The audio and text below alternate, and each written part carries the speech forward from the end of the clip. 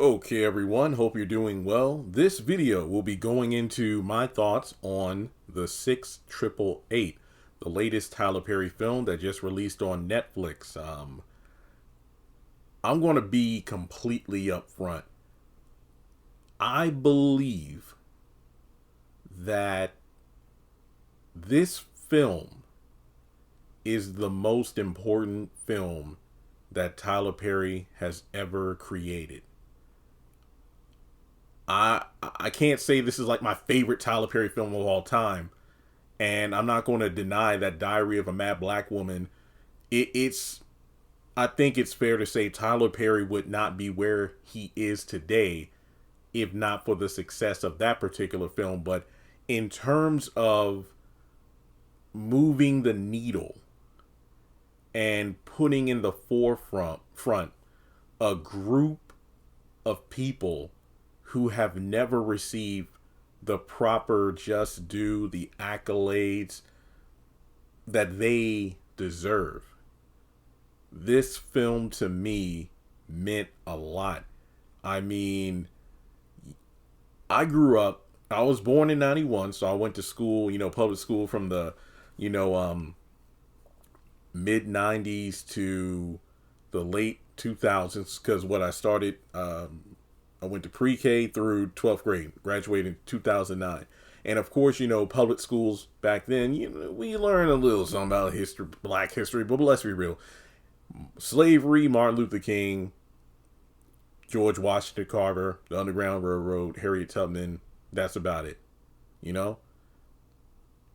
And when it comes to the 6888, man, I just look at the world we live in today where so much of certain aspects of history, specifically black history, is just being erased from schools and not wanting to be taught the critical race theory and all that stuff. They're taking away the little bit of black history and just trying to prevent it from being taught in schools.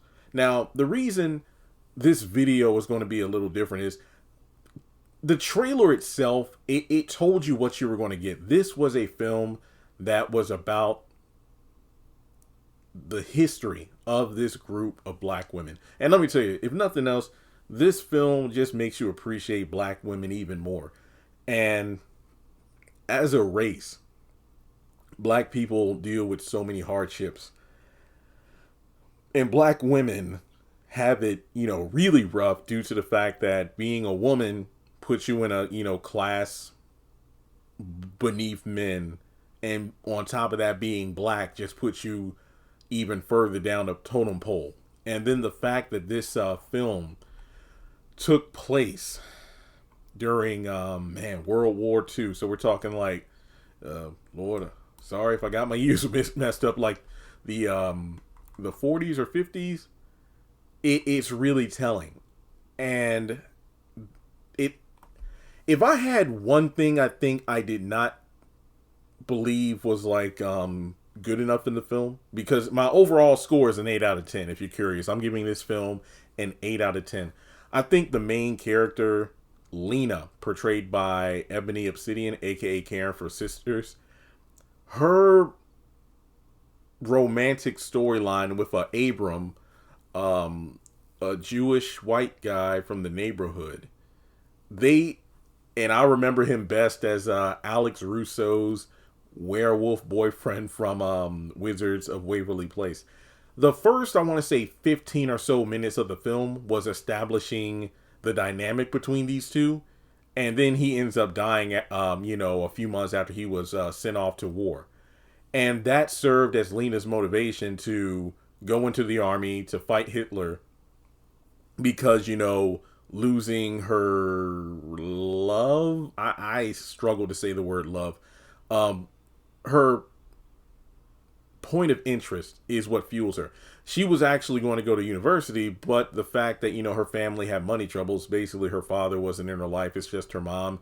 And I feel like, that was her motivation. Like, I'm going to the army because, I can't go to school, university, because after, I graduate, there's no money for it. So that's her main, motivation. Of course, them being interracial, that serves as some backlash, especially from, some of the white girls at the school that, feel some kind of way about Lena being paraded around by this white boy. And of course, you see some of the friction there of, the race friction there.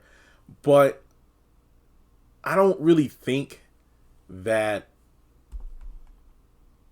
Abrams, yeah, if these two had been in like a long-standing relationship, kind of like a Romeo Juliet thing, I would understand that. But they barely shared one kiss before he gets shipped off, and then a letter comes in saying that he died. So that's the only thing I felt was a bit weak in this film. Other than that, I have no complaints. It looked great. The costumes were great. It definitely felt like a timepiece, a period piece. You had some great actors. Sarah Jeffrey, who played Dolores Washington, I remember her from the Descendants films. I believe she was the daughter of Sleeping Beauty, I think. Yeah. And then from there you have Shanice Shantae. I'm pretty sure I've seen her in something before. She looked familiar. Johnny May. She's like the loud country girl. And then you have Elaine White, Lena King. Yeah, these are the names of the characters. I think we had a nice blending of personalities that Lena interacted with as she was going through the battalion. But I have to say, the standout acting, I think we can all agree, Kerry Washington, this woman, it should be no one's surprise that she can give one hell of a compelling motivational speech. I mean, there were times where I almost stood at attention like, oh, okay, my bad. I need to stop slouching in my chair while I'm watching this movie. Because she was, stern, but at the same time, she made it where, look, if I'm calling you out for something, it's not because I have something against you. It's that you need to recognize that we are black females in this, or, well, let's be more accurate. We are Negro women in this army. And they don't want us to do anything. They don't think we can do anything. We're basically below dirt to them. And we need to be better than our white counterparts who move ahead in the ranks and they're less qualified than us. So I felt that throughout all the struggles that Lena and the girls she was with had to deal with. And of course, there were many, and I mean many familiar faces. There was Chris, the bartender from Sisters, the gay bar Maurice goes to. There was Max from The Oval. Said that N-word. I'm like, okay, now I'm going to look at you funny when The Oval comes back on next month. When you hanging around Bobby, I'm like, I ain't forget what you said. I'm kidding because Brad, a.k.a. Kyle from The Oval, he was the racist sheriff from Jazzman's Blues from a couple years ago. So, I just love that Tyler Perry had so many familiar faces. Elder Mother was in this film. I believe she was Lena's. Who did she play? Did she play Lena's grandmother or like the the maid at the house? Hang on, she played Susie. I don't know. I think she was probably like somebody who helped around the house there. So yeah, you had Elder Mother. You had Karen from Sisters. One of the colonels or the captains, he is the same guy who plays one of the partners at the law firm that Andy works at Sisters. The one that told her she was going to be in the running to be the next managing partner. So that was pretty cool. Yeah, I counted at least 10 different people from Tyler Perry projects. So that was pretty interesting to see. But I think one of the most touching moments was the one lady who, with the red hair, we saw her towards the beginning of the film, disappointed that, her and so many others have not received any correspondence from, their family members who are at war. And she was standing outside of the gates of the White House. And I believe Eleanor Roosevelt, brought her in to see what was going on. And then that led to, the creation of the male battalion. So, oh yeah, Oprah Winfrey was in this run. She played a minor role, but I think that she did great. Man, it's just one of those things where I personally don't like watching a lot of slavery movies or anything like that, just because it is hard. I haven't even made it through The Help, and I know that's bad to say as a black person, but I don't know, maybe because my grandma used to clean houses and whatnot. So some of the stories I used to hear when I was younger, seeing that translated to the screen and realizing my grandma on my mom's side had to deal with that kind of stuff, really rough. But I know those movies are good because, obviously people still talk about them in a positive light despite the depiction of what was happening. But I think that there were so many moments where it's like you wish you can punch some of these smug SOBs in the face. But when Johnny, what was her name? Johnny May, when she went off on Max and Chris, sorry, I want to say Max and Chris, the two guys from the Oval and Sisters. Basically, when the ladies are at the theater watching one of the films over the weekend, I think it's like a weekend where it's like Saturday and Sunday. I guess they're like their off days, and of course during the week is when, of course, they're working on the mail stuff. And two of these guys come in. Well, actually, this is before the mail. Two white guys demand that all these, black people move to the back of the theater. And Johnny May goes off on them. And, I want to say Kerry Washington, but no. Major Charity Adams puts her in place saying that, no, we can never stoop down to their level. And then later in the film, when one of the colonels calls her stupid and whatnot, she said, I'm not stupid and I can't read. And I love that little moment when Lena looks down and she sees Johnny May clenching her fist. I love that. I hated that she had to go through it, but the fact that she was able to remain composure, even though she had a tear coming down like her cheek, that was just great acting. But I have to say that my two favorite scenes, the moment where Major Adams, while the women are sorting mail, you have Lena seeing some dog tags that fell on the floor. And, one of them, I think Johnny May or somebody picked them up. And whenever people find dog tags, that's a sign that, hey, this person dies. And those dog tags are going to be mailed back to the family or whoever. And she saw that they were being tossed into like a bin, and she literally said, stop. She started yelling, and everybody just stopped in their tracks. And basically she broke down because of the fact that, obviously she's thinking about Abram. She talks about how when it comes to these dog tags, you gotta have respect because these soldiers are dead. And then she rushes to the bathroom, and the major and her, Lena's friends come to her aid to see what's going on, and she reveals the reason I really joined was because Abram, the guy I had feelings for, died, and that's the motivation for me to stay in the army. And leading up to this, she was having a rough time because prior to getting the order to do mail, these women were doing legit army stuff, jumping jacks, climbing through mud, and the barbed wire cages and stuff like that, and doing all this stuff. And I guess because she wasn't able to keep up, the major was giving her a hard time, even further instilling the idea that, look, if you aren't perfect, that's going to be a bad reflection, not just on you, but this entire battalion and Negro women in general, because everybody is always getting captured on camera. You know how crazy it is that everybody has a camera or a video in their pocket or in their hand because of the phones nowadays. Back in the day, you had all these white people with the big cameras and whatnot to take photos.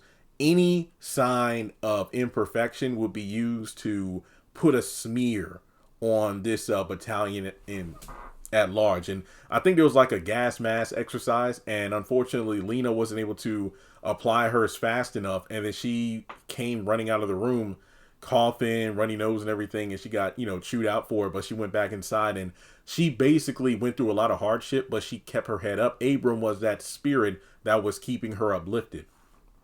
So when she reveals to the major about, I know you don't like me, but I won't let you down, I want to do my best, and it turned wait, I never said I didn't like you. It's I saw something in you. I mean, no matter what the hardship was, you always persevered through. I love that moment. Second moment, when one of those bigoted white, army officials came in, and they were, chewing out the battalion for not doing a good job. It's it's 57,000 pieces of mail have been marked undelivered, undeliverable and whatnot. And you're wasting time because They were given 6 months to do this task. Keep in mind, a number of other, squadrons, white, men, white women, were given a task of putting this mail to the, getting it organized and sent to people because it needed to be sent to establish morale, not just with the soldiers, but with those back home wanting to know, hey, is the person that I shipped out, are they dead? Are they alive? Where are they?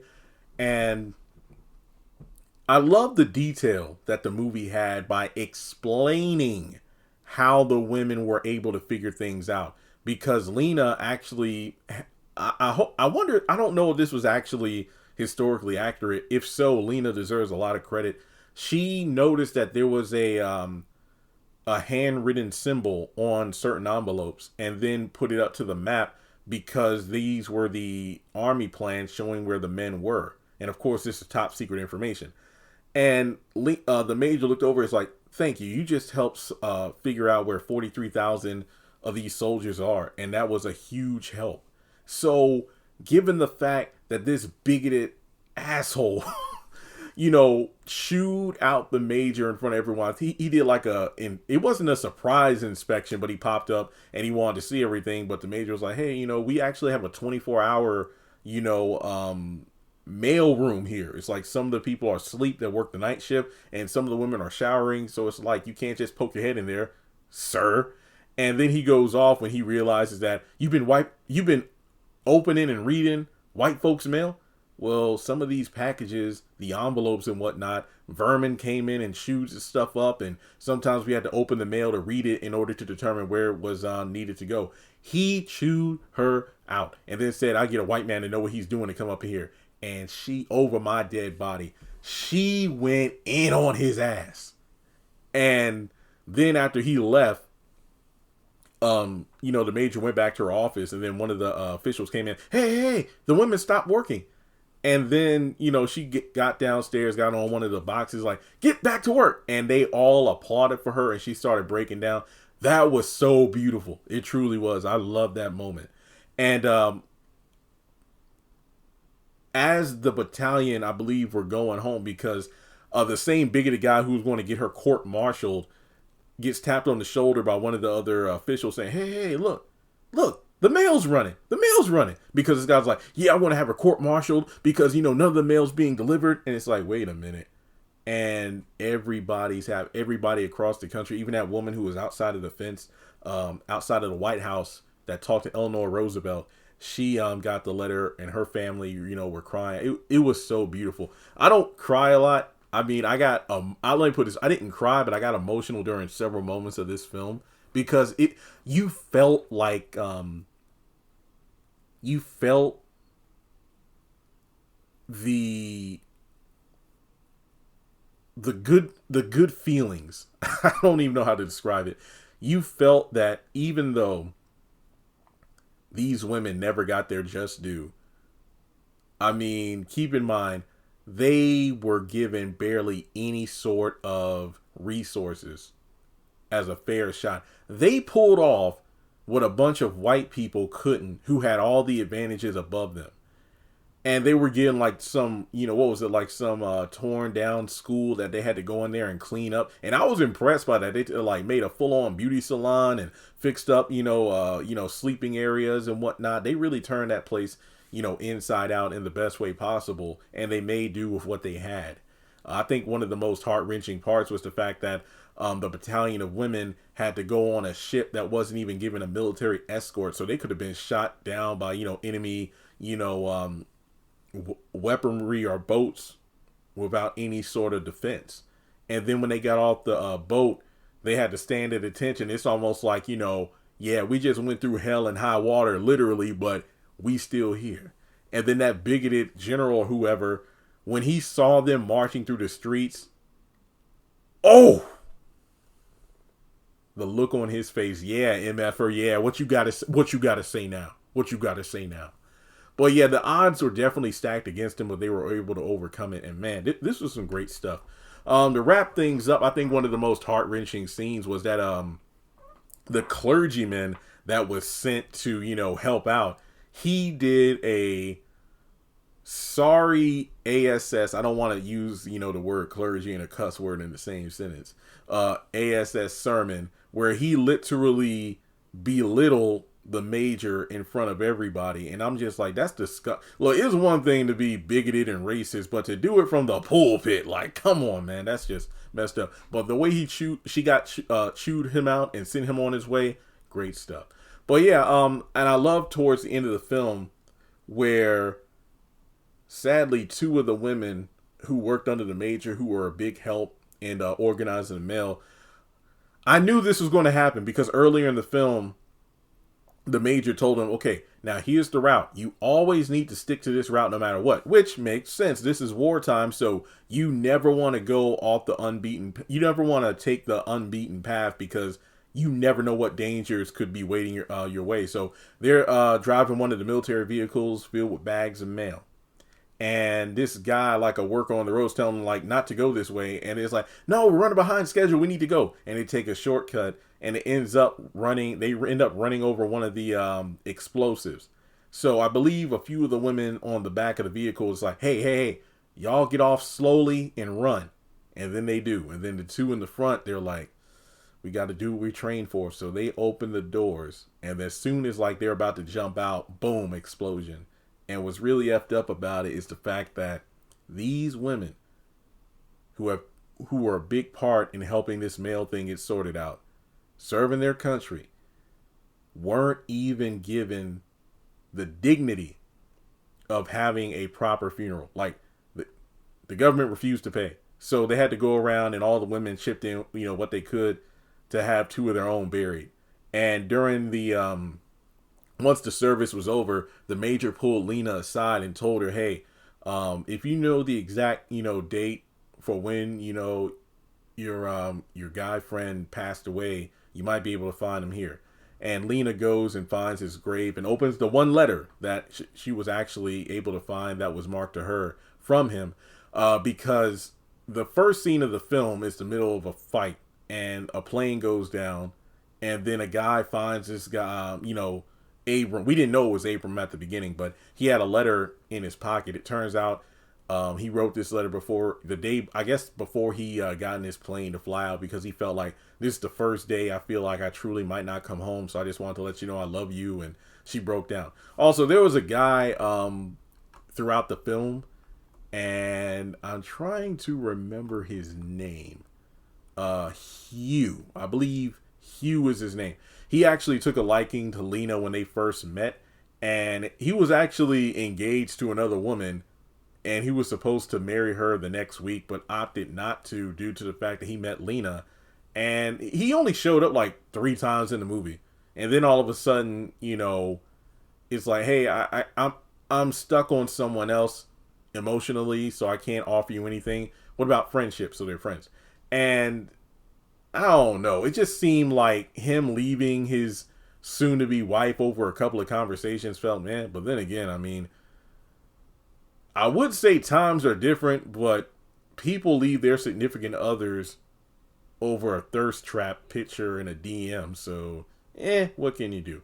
So it turns out that once the war is over and they all went home, they ended up getting married. So that was pretty much it. But, the film ends with the real Lena, who looks really good for her age. Yeah, she's 100, but could have fooled me.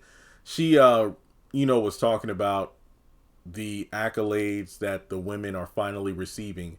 And we get montages of legit footage of the 6888 arriving in Europe and everything. And it was great. It was just beautiful. Also, another scene I really wanted to highlight was when the women were on their way, I guess, back home. And they were, I think this was an airport or a train station or something. And then a few soldiers from the upper floor was like, hey, are you the 6888? Yes, we are. And then they all saluted him. Even the asshole who called him an N-word earlier. Yeah, Max from the Oval. And then they all started applauding. And I'm like, that was beautiful. So it's almost like, I hope this happened in real life. Because to me, this is like, even though the 6888 were never given a parade or anything once they got back home from the war, I think that moment solidified that, yeah, y'all see, because one of the big things that the major had to deal with was the lack of respect from, not just superiors, but the army officials who ranked below her. Yeah, they were white, but she was above them. So this was a fantastic movie. I enjoyed it.